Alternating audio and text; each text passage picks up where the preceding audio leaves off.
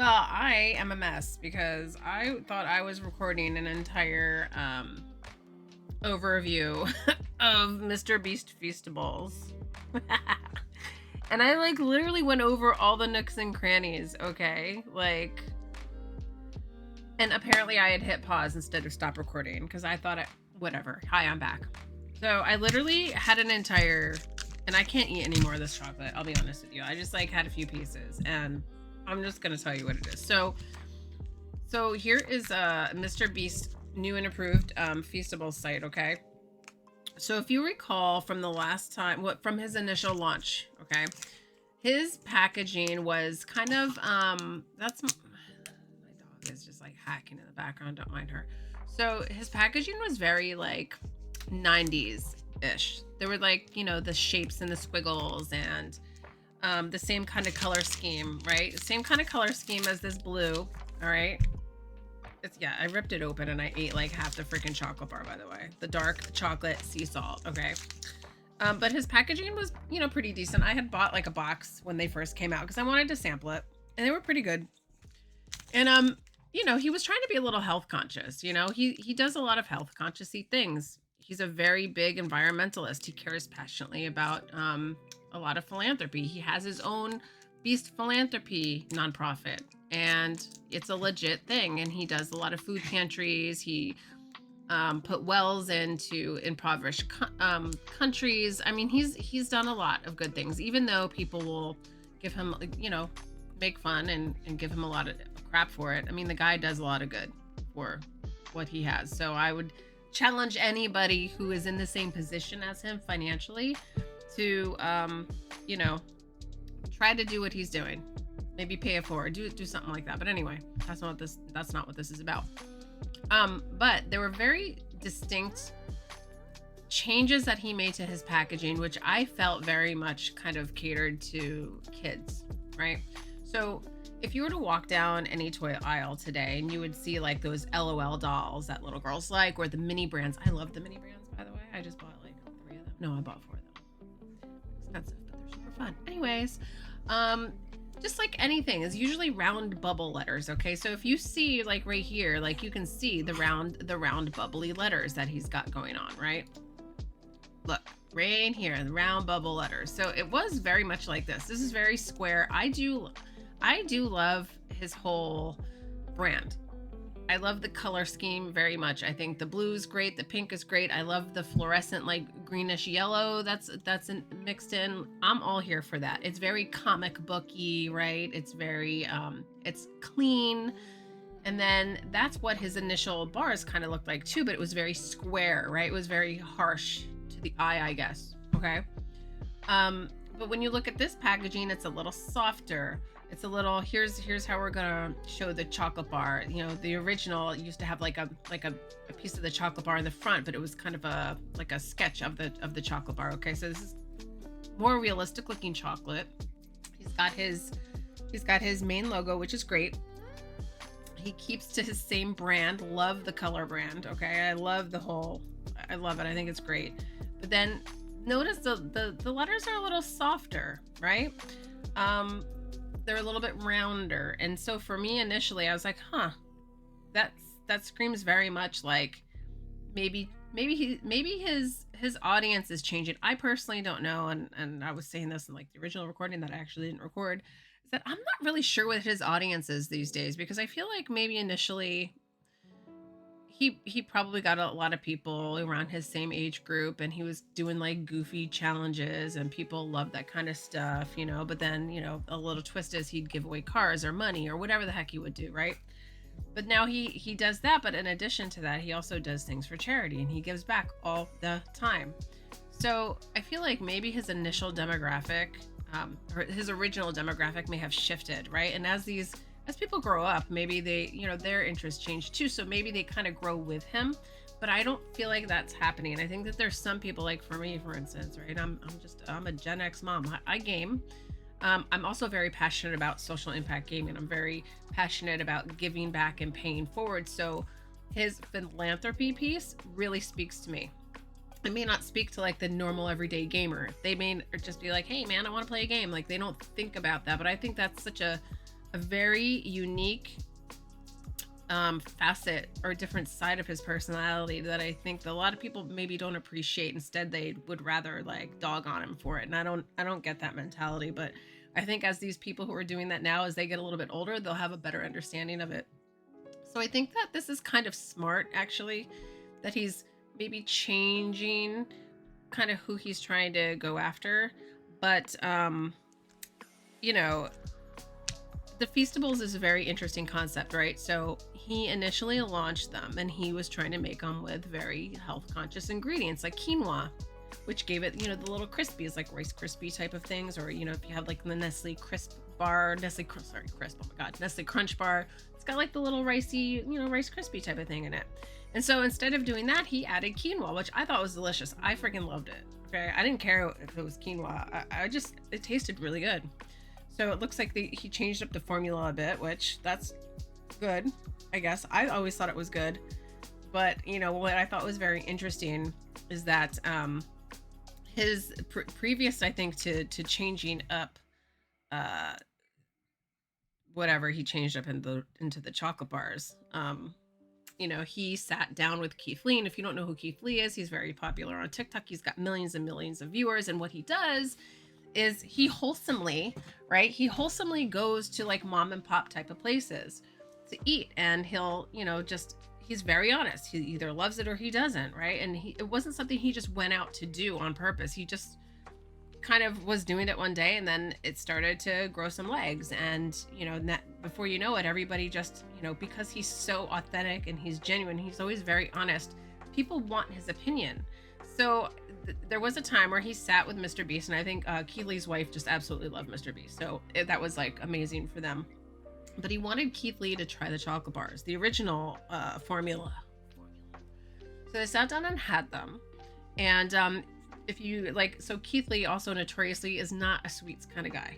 All right. So going into this, aside from the fact that we know he has millions and millions and millions of viewers, I would hope that Jimmy, aka Mr. Beast, knew what he was kind of getting into. Like, if he did any kind of recon on the type of person that Keith Lee is, he's going to be very honest, right?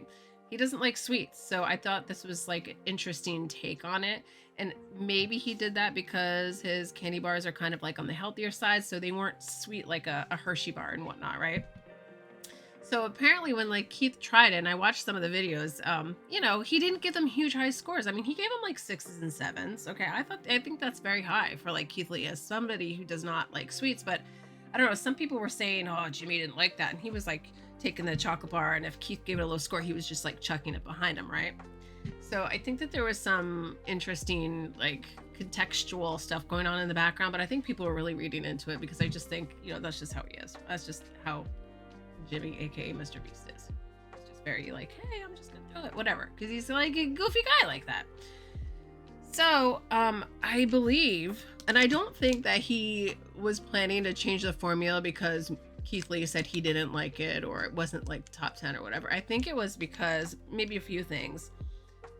Trying to launch a healthy chocolate bar, it can get expensive, and if people aren't into it, because I don't think his audience is really into it, he isn't going to sell a lot. So maybe part of the formula was changing like the taste of it, changing maybe the ingredients of what's in it, giving new flavors, because I did notice that there was a peanut butter, and it wasn't D's nuts, which also that's like a marketing issue. So I'm really glad that he kind of like changed this up. I don't know that he's not gonna release those, you know, the D's nuts chocolate bars anymore, but I feel like you gotta like know who you're trying to go after here, right? You know, maybe a mom isn't gonna buy her kid D's nuts. That sounds really weird coming out of my mouth, but whatever. Anyway, so he does have a peanut butter one now. He has a peanut butter crunch one also, which I got.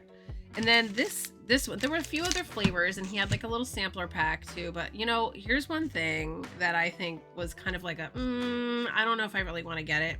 So I've seen like the little ones of the former packaging that if you go to Target and you go to the dollar bins, which aren't really dollar bins, the, you know, under $5, $5 and under bin, right? The Five Below bins. You'll see the little chocolate bars there, right? They're there. They're hanging out there. You just grab one. Woo, yeah, it's so cheap. It's sitting in there. This is what he's calling, I believe. Either he called this his giant or his king size bar. I'm pretty sure, I think he was calling this his giant bar. This is not a giant, this is a standard size chocolate bar. All right, this is the same size you would get like a Hershey bar or like a Mr. Good bar or some shit like that, all right? This is not a giant bar. The price point for this is $2.47, which I think is astronomically high for a candy bar, all right? If you are at the checkout line and you're having a host of chocolates in front of you, what are you gonna pick? All right, you're probably not gonna spend $2.47 on this. And if you're a kid with your mom, she's gonna look at you and be like, no, honey, like, go get yourself, you know, like a Hershey Kiss for like 12 cents. Do you know what I'm saying? So this is where it's like very confusing as to what audience he's trying to kind of attract with this. You know, on one hand, he's got like the bros, you know, the gamer bros, which I'm sure they do not have a refined enough palate to really appreciate a dark chocolate sea salt candy bar. They just don't. And they're probably not going to spend $2.47 on it either. Okay.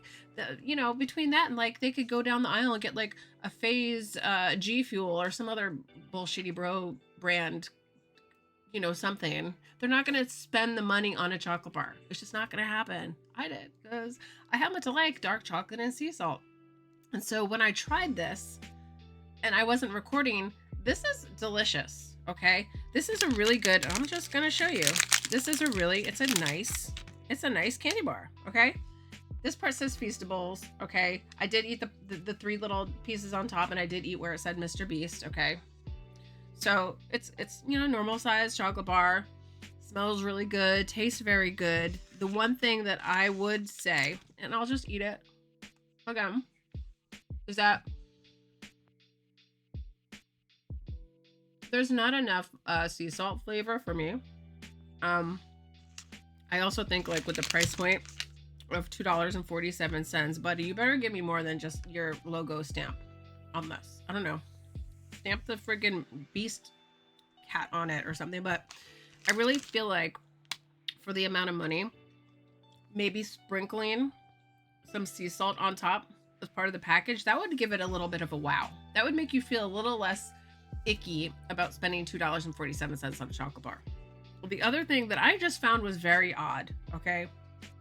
As I'm going over there, I just happen to walk by it because you know how if you're in Walmart, right? There's like, they have like the as seen on TV section, and it's random as hell. Like, it's just like, you know, an aisle of misfit toys, right? So you get like, I saw a space heater. This should actually happen to be like a nice little spot in the Misfit Island area. The chocolate bars. There was a random Feastables lunchbox, and it wasn't like, you know, the cool little lunchbox that we give kids today, right? And it wasn't like a zippy, like soft, you know, cushiony one. It was literally like, it was hard plastic, almost the consistency of like a tackle box, okay? And like all the girls will know this. So, you know, back in the day, like we would get like a clear little tiny suitcase looking thing, and it would have little compartments in it, and we would put our beads in there and whatnot, and we would make little bracelets with the stuff, okay? It was similar to that. It was like the hard plastic. It was the same color blue, right? The same color blue that we see here.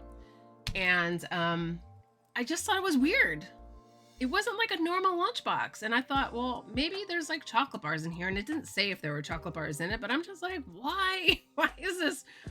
What is this? Why? Why a lunchbox? This is so bizarre to me. I'm so confused with the audience, right?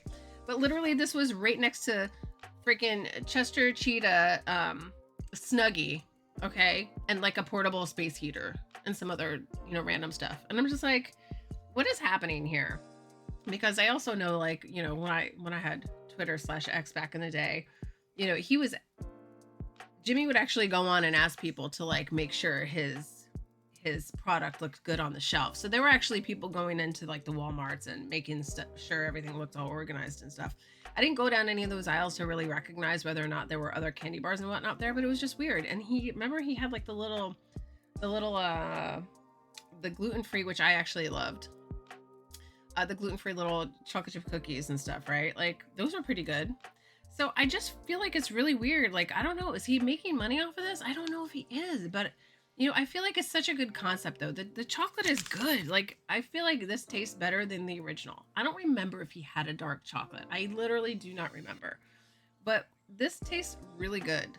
and it doesn't have quinoa or anything funky. It has like normal ingredients. It's got soy, it's got peanuts in it, cocoa. It doesn't have anything funky in it. It's completely like, it's got like 4 ingredients. So it's pretty good. But I'm very confused at what the audience is. I do not think the average person is going to be spending $2.47 for this. Now, I'm sure there's a little bit of markup. I'm absolutely sure that there is. But I just don't think there's the value in it. You know, like I said, if he wants it to be a little bougie, he could sprinkle some sea salt on it before it goes into the package. I think that would make it a little bit nicer. And, you know, I think, you know, if you're going to advertise that it's sea salt, you can taste it, but it's not, you can't taste it as much. And maybe I just got a bad version. Not that it's a bad chocolate by any means, but just doesn't have the salt in it. So that was kind of where I was at with this. I do have the peanut butter crunch one that I will also try. I did take a picture, by the way, of that random ass lunchbox. I took a picture of it. I just thought it was so bizarre, and I'll post it on my socials. But yeah, like you know, I don't know what his audience is these days. I don't know if he's trying to, you know, get the kids into it. I don't know if, you know, that's already been a thing. I'm sure there's kids that already like Mr. Beast, right? I think he's a nice guy. So, you know, maybe his original audience is not growing with him, but he can cultivate a new audience all the time if he kind of changes some of the things. You know, he's still going to do like some of those goofy videos. He's still going to do good things. He really is still doing like the gaming stuff. So kids like candy, kids like chocolate, but I don't know. I don't know if this is like very, I don't know if if this is geared to kids or the parents of kids or who this is actually geared to. The guy, I think, just likes chocolate and he wanted to make a chocolate bar, and I get it. All right. I get it. There was something else I wanted to touch on, and it literally just flew out of my brain also. And now I can't remember what it is. But, gosh, what the heck was I going to say? Darn it. Okay. Anyways, the chocolate was good. Shoot, I really... something else I wanted to talk about. Oh, I know it has to do with, like, gearing things to kids, and I literally, like, have to, like, take a moment, because I gotta rack my brain on this. Catering to kids, this and the other thing. I'm surprised he doesn't have an action figure. Like, why do you not have an action figure? That would be kind of cool. Shoot. You know, I'm actually, as I'm looking at this website, I'm actually curious, since this is the Feastables site, why he didn't change the font of this here. Right, world's best chocolate. Oh, now I know what I see. I just needed to talk a little bit and jog my memory. So I think this is interesting. Okay. It is sweeter and creamier, I will say that. I know that he spent some time sitting with Gary V, right? For anybody who doesn't know who Gary V is, he's like an entrepreneur from New Jersey. He also launched, you know, an NFT program, just like all, you know, like the Logan Pauls of the world, who still owes his audience a shit ton of money. Gary V did a little more thoughtfully because he wanted to be the next like Walt Disney. So he created characters. He created characters with like positive values, right? Like, you know, I can't think of anything. Oh, like something panda. I can't think of them. I even had one. I had one. Tenacious Turkey, right? But then, you know, they all had like different little, you know, very, very cute like little names that stood for something, like, you know, I almost said acquisition ant. Anyway, my brain is fried. It must be this chocolate got to me. But he started, you know, he launched the NFT program, geared it towards adults who have the money. All right, this is where the marketing is very smart, and I'm wondering if he's getting some, you know, behind the scenes, like, you know, training out of this, or some insight information, because Gary's a great marketer. He has a marketing firm. So Gary initially like drew the pictures of all the little VeeFriend characters who stand for something positive, right? And as when he first launched it, people were just, he said, all right, you're going to get access. It's going to cost X amount of dollars in Ethereum, right? So I think it was like $1,500 to buy an NFT. And I say like NFT, like you're holding it. You can't, it's not a tangible thing. It's So it resides on the blockchain, and you get this beautiful, like virtual, it's like a digital ticket, access ticket, basically. And you get access to 3 VCons. All right. So people spent shit tons of money. Now it was like Pokemon cards where every single one, like it was the same character, but they all had a different background, and that different background gave you different, you know, rewards associated with it. Okay. People were just spending shit tons of money on this. All right. And then he went around and he's like, all right, well, here's VeeFriends 2. I'm kind of like, he added some new characters, but also he had them all redrawn. All the original characters, he had them all redrawn. So they looked very cartoony, and they were very like they were very kid friendly. Okay. Very, very kid friendly. And then he was doing these short videos, which were very kind of skeptical, whatever. Some of them were a little, but you know, it was like he launched with the adults who he knew had money, and now he's catering to the kids, right? So down the line, maybe he'll do comic books. I wouldn't be surprised if he did that. He already did figurines. He did plushies. Okay, so he's going down that line of what are things that like adults can associate with. Maybe they have kids, maybe they don't, but also I want kids to really like this and think of it in a positive way and promote positivity, and I want them to like, you know, want to have a little giraffe, little stuffed animal, a little wizard stuffed animal, you know, whatever it is, right? So all the kid stuff. So it doesn't surprise me that, you know, there's a little bit of kind of similarities as far as that goes, because here's the thing that will always happen, I think anyway, is that, you know, there are going to be some people who grow with the brand, right? Then they'll have kids and they'll remember the brand. They'll be like, oh, here's what I was into. And so the brand will continue to evolve, and you'll get a kind of revolving door. Like there will always be a new audience. It will never die out. It will always start fresh with something else. Once those kids, they get old enough, guess what? There's going to be a new group of kids and whatever it is. So it's very smart marketing if you think about it. But I think there's a little confusion. Again, I don't know what the customer. I'm actually would be very interested to see what the analytics look like from the purchasing, because there's got to be some kind of. I know for sure there's ways to tie data back to PII, you know, personal identifying information, so you can tell information about a consumer, at least kind of develop a profile of a certain buyer. So that would be interesting to see. I would be very curious to see what the age breakout is, and you know, at least at the very start, that the age, kids would not be part of that though. And kids probably are not buying this anyway. You probably have to be 18, and you know, I don't think any like 10-year-olds, you know, have their own credit card. They probably take mom and dad, so it would all be under the parent's name. But you would know if somebody has kids. You just don't get that information on them. So that could give at least a little more detailed information on what the profile of a typical Feastables buyer might look like. And then, you know, he's got so much data in his hands, you know, people who view, he could get that information off of YouTube and try to figure out how to marry the disparate, you know, sources of data and really create like a robust profile of somebody. Like, this guy's smart. Anyway, went down a rabbit hole, as I usually do in life. But yeah, so this chocolate bar was good. I'm going to try the peanut butter one when I feel like I have a craving. I'm not into it right now. I ate more than I really wanted to of this because stupid me didn't record the first time around. So anyway, so that's what we got today. It's a rainy little Mother's Day. I had a little Feastables chocolate bar, and yeah, that's what we got going on today, kids. So there we have it. I hope that you have a lovely day.